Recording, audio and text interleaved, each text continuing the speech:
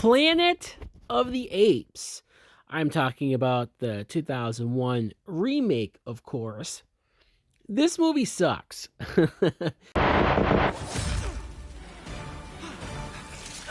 Oh, he said no! What the fuck? And I've always thought that this movie sucked. I never had any good things really to say about it, at least overall as a film. The fact that it exists, I just have so many bad things and bad feelings towards this movie. Let's start with bad thing number one. The fact that Fox attempted to remake the 1968 classic, even if you're young and you don't feel like going that far back to the 60s to watch the original Planet of the Apes movies. And I understand that, right? Being somebody that when I was a teenager, I never really wanted to go back and watch old movies. In retrospect, you need to appreciate what came first and what was able to do as far as ideas and execution back when we couldn't rely on computer CGI bullshit, like when you could actually just bare bones make a film happen. But even if you wipe away all of that, just as a story and for what that first film pulls off, it's a great movie. And the ending of that original film is still remembered to this day for being shocking and for being something that everybody sort of goes to when they think of the franchise in general. So why the fuck would anybody think remaking, even just a straight up remake, would work? Especially because apparently Fox had been in development trying to remake this film since the 80s.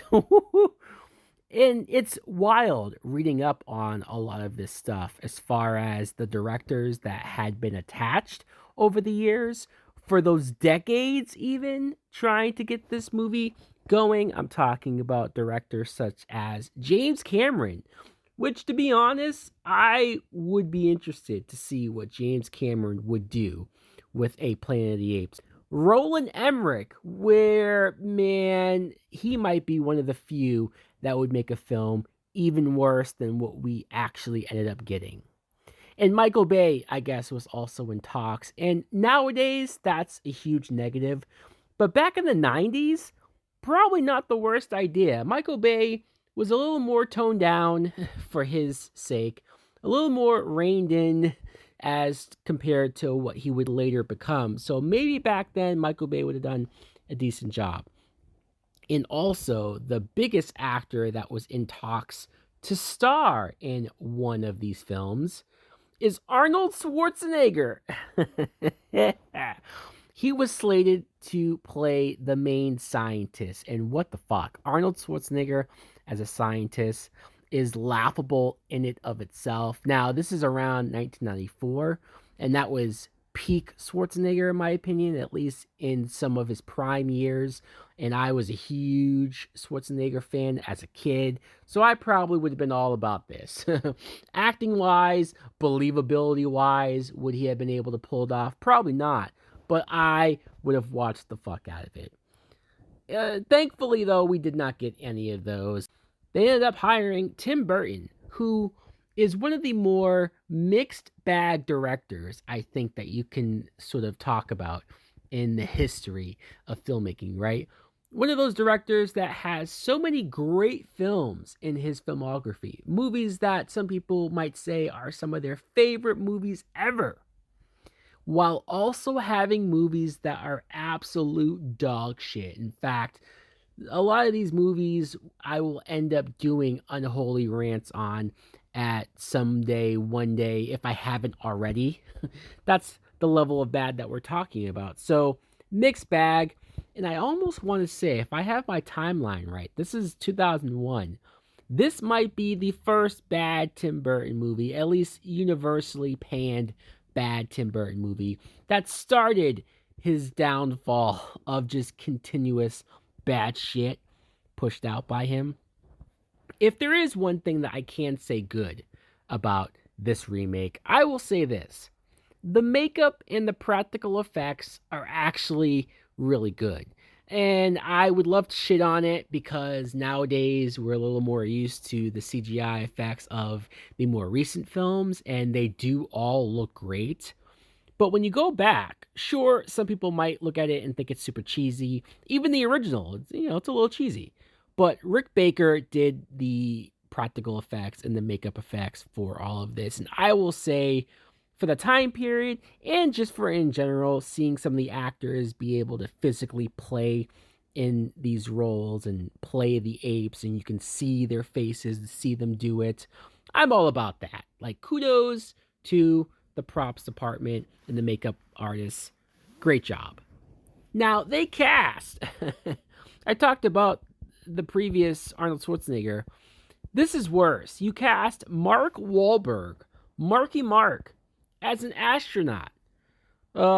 Speaking of the most up and down as far as their career and being good and bad, Mark Wahlberg also qualifies for one of those actors that is, he can be really, really good if given the right film, if given the right script, if given the right director. There are times where I see Mark Wahlberg in a certain movie and I think, God damn, he's good. And then there's other movies, this included, where he's dog shit, where he is so bad that you watch him and say, you should not be an actor. You should not be being paid big money to star, even just star in a film. Never mind act in general. And this is definitely one of those cases. What? No. Him in that heavy, strong Boston accent, and me, myself, being from Boston, I normally defend my Bostonians. I normally say, no, fuck it, let him fucking conquer Hollywood. But he kind of gives my people a bad name. The accent is so strong, so heavy, especially in that end speech when he's trying to rally up the humans before their big battle with the apes. It's so cringe. It just sounds like he should be at Fenway Park. It's like, dude, we don't all sound like this. And I was shocked to read that Mark Wahlberg left Ocean's 11 to do this movie. Apparently, he was going to have the Matt Damon role, but he left so that he could star in this. And in many ways, I guess that's a good thing, at least if you're an Ocean's 11 fan, but not if you're a fan of this. And I should try to give Mark Wahlberg some slack because the writing in this movie is just bad. Like I talked about the end speech, his dialogue in general, anything that he has to spew out and try to say with any feeling and conviction, it's like you can't. Nobody could probably be able to do this. Some of the best actors you can think of would have a hard time making this dialogue work. It's bad. It's just with his level of acting, it doesn't help it really at all. I think every human actor has the problem here with the script because every human, really everybody, is boring and uninteresting, and you couldn't care if any of them died. It doesn't matter to me. You could have killed every human and I would have just rolled my eyes and say, all right, cool, now what's next? Because some of the other human characters, we have the love interest, kind of, sort of, for Mark Wahlberg, Estella Warren. We will get to her in a minute. Her father is played by Chris Christopherson, who, great actor. When he popped up, like I almost forget that he's in this movie until he does pop up, and you think he's about to be the badass. Anytime I usually see this guy, he plays a badass type character. They kill him off quick. And maybe they wanted to go for the shock of it. Maybe they wanted to have us think that, oh, he's going to actually be able to get the group to escape or get something done. And they kill him to prove a point. You could argue that, but because I didn't care, it just came off as super silly, super goofy. In fact, any moment like this that should have been more shocking and should have been scary and should have made me think, crap, they killed that guy? Anything can happen, is immediately undercut whenever they do these silly ass, goofy ass scenes of these apes trying to act like a society. I know the whole point is that we're supposed to be surprised and wowed by apes acting like normal people. But when you see these apes and they're doing silly stuff, I'm talking about like the ones that are in their apartments and one's wearing a toupee, or you have the gang outside that look like total greasers, and like I think one's doing drugs. Like, I don't know how I'm supposed to take any of this serious. If this was a parody, if this was a straight up comedy, then maybe I can vibe with it. But no, not in the way that this is presented to me. Honestly, I think some of the best characters are all of the apes. Helena Bonham Carter plays an ape that just wants to fuck Mark Wahlberg. She sees him and instantly thinks, holy shit, I need him all up inside me. And I can appreciate the fact that Tim Burton clearly wanted to create an interspecies relationship, or maybe have us root for Mark Wahlberg to have sex with this ape. There's a part of me that wanted to see it happen just because. And I read that Tim Burton actually wanted to shoot a scene where these two characters had sex. It was 20th Century Fox who had to say, no, too much. We're not doing it. So they settled for a kiss. At least Helena Bonham Carter gets to kiss Mark Wahlberg. Good for her. And the love interest, the human love interest, played by Estella Warren, she just spends this entire film making mean faces and dirty faces at Helena Bonham Carter because she's jealous. Anytime that she sees the two of them get close, get flirty, or especially her all over Mark Wahlberg, Estella Warren is just upset because it should have been me. And I guess I understand it, but there's nothing between her character and Mark Wahlberg's character. There's no romantic tension. There's no chemistry. There's nothing to make me think, yeah, these two should be a couple, other than the fact that they're two good-looking actors who just happen to be in the same scenes together. So I guess they should get together.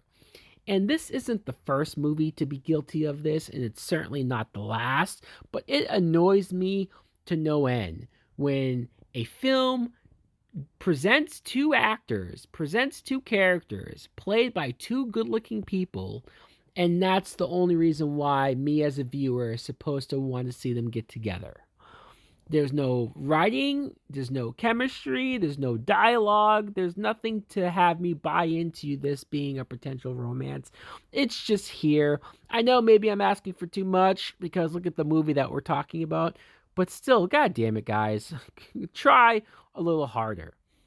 Some of the other ape actors, you have Michael Clarke Duncan, who just, his presence, he's big, he's huge, he's ginormous, his voice is super deep and scary, and he absolutely works for this role that he plays. Paul Giamatti, speaking of somebody that works in his role, is just a slimy character that's super annoying and just is all about himself and doesn't care about anyone else. And he plays that perfectly. And then you have Tim Roth plays this general who is super mean, super intimidating. I mean, he acts his ass off. He does a great job. And reading that originally Gary Oldman was cast to do this, but he left probably because he reread the script and said, what the fuck am I doing? No, apparently it had to do with finances, sure, whatever. I think once he saw how long he would have to sit in the makeup chair, he said, fuck it, I want more money. And they said no, and thankfully Gary Oldman left. Good for him. You got to keep some of your pride. But Tim Roth coming in, I'm actually glad that he's here because apparently he turned down the role of Snape in the Harry Potter movies, and that's good because, not to say he wouldn't have done a good job as Snape, but Alan Rickman had to be that character. He had to be in that role. I can't picture anyone else doing that. So that works out. But also, Tim Roth apparently rewrote a bunch of his scenes so that his character could come across as more scary and more intimidating. And it works. So, whatever he did, whatever stuff that he wrote himself, good for you, Tim Roth. You're some of the only good things in this shiny turd of a waste of a film. So let's just jump ahead because I had the toughest time rewatching this movie. This is a film that I don't enjoy thinking about, talking about, or having to rewatch. So let's skip to the end battle, right? So we have this end battle, and there's explosions, and there's apes dying, and there's people dying, and cool, just what you come to expect from a blockbuster. But the way how this battle ends is Mark Wahlberg had this chimp pilot with him, right? He had this partner, and they both were in their pods, and they got separated. The chimp shows up at the last second, somehow magically knew where he was, arrived in the middle of the battle, and all of the apes who were fighting see this chimp, and they look at him as, I guess, the original chimp, like the one that started their race, started this whole Planet of the Apes thing, I guess. And they all surrender to him. They bend the knee. They salute to him. And it's the laziest. It's the most, I don't know what the fuck to do script wise. So I'm just going to have this happen. And it's not satisfying. It's not a good conclusion. You don't feel better about it. Tim Roth just surrenders, and you see that, okay, I guess he's trapped, and they don't have to worry about him. So cool, fine. And here is the most single-handedly the worst thing about this film. And honestly, as bad as this movie is, as lame as a lot of this movie is, you could probably argue with me that it's watchable, that it still has some good qualities, or it has enough good qualities to where you can defend it. And okay, fine, sure. But this ending makes that null and void, makes me say, nope, there's nothing that you could say in regards to this ending to make me go along with that. No, this ending is utter dog shit. This ending is like one of the worst scenes I think that's ever been filmed in Hollywood. I'm not exaggerating. Mark Wahlberg goes into his pod and he flies off. He's supposed to go back home. He arrives on Earth, and you think that, okay, fine, maybe he succeeded, right?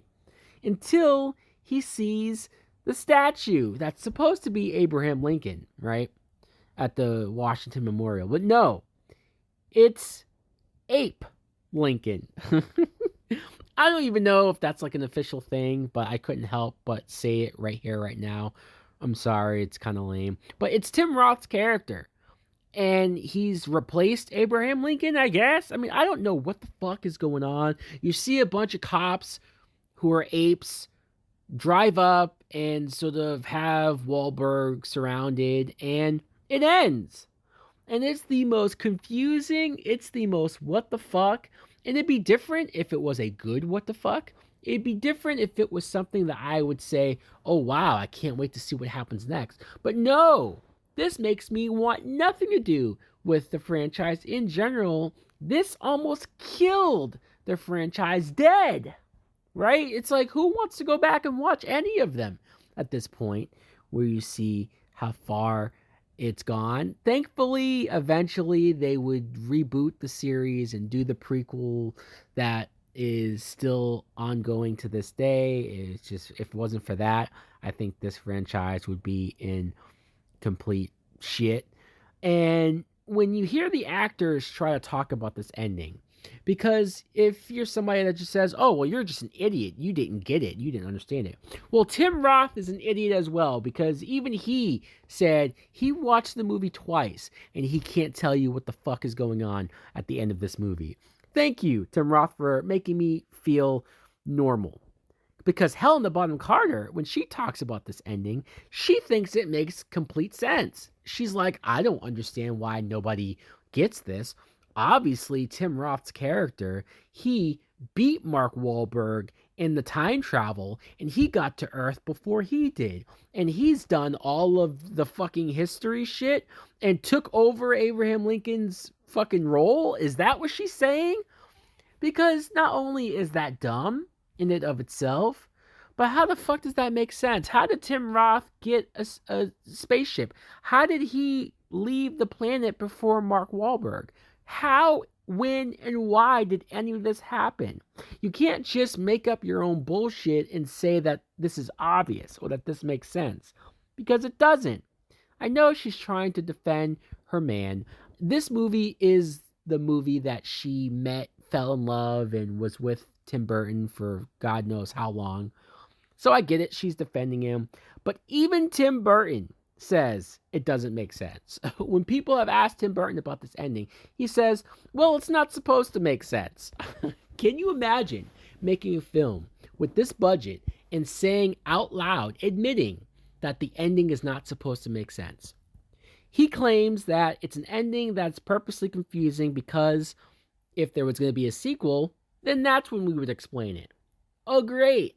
And guess what? The sequel never happened. And nor should it have. So I normally don't talk about the Raspberry Awards, but I wanted to talk about how this particular film won the worst remake of all time at the Razzie Awards. So good for them. It also won for Worst Supporting Actor. Charlton Heston. Yes, I didn't even mention that Charlton Heston is in this movie in a supporting role. He plays Tim Roth's father. He's an ape. And I know that normally when you do a remake, you want to try to see if any of the original actors want to be in it and play a different role. And having him in ape makeup is amusing in and of itself. But fuck. Like, that's pretty brutal. And also, Worst Supporting Actress was won by Estella Warren. I kind of feel bad for her. Tim Burton was nominated for Worst Director at the 2001 Stinkers Bad Movie Awards. What the fuck is that? I don't know, but I thought it was worth mentioning. I talked about the budget of this film. This cost $100 million. Again, $100 million, and we purposely wrote an ending that doesn't make sense. What the fuck? Hollywood, Fox. Well, Fox doesn't even exist anymore. But whatever. Anybody, give me that money, and I will make a film that is actually decent. I promise you. This did make a profit, kind of, right? It made $362 million in the box office, and you would think that would warrant a sequel. It's kind of shocking that Fox didn't attempt to make a sequel. Apparently, they saw the hate. They saw fans reject this, and they said it's not fucking worth it. We're not going to bother. When Tim Burton was asked if he would do the sequel or try to make a sequel happen, he said he would rather jump out of a window. Oh, Tim Burton. After watching this, I would rather jump out of a window than rewatch this piece of shit. So guys, let me know in the comments below, what do you think of the remake of the Planet of the Apes? Do you hate it as much as I do? Thanks for watching. Like, comment, subscribe. Later.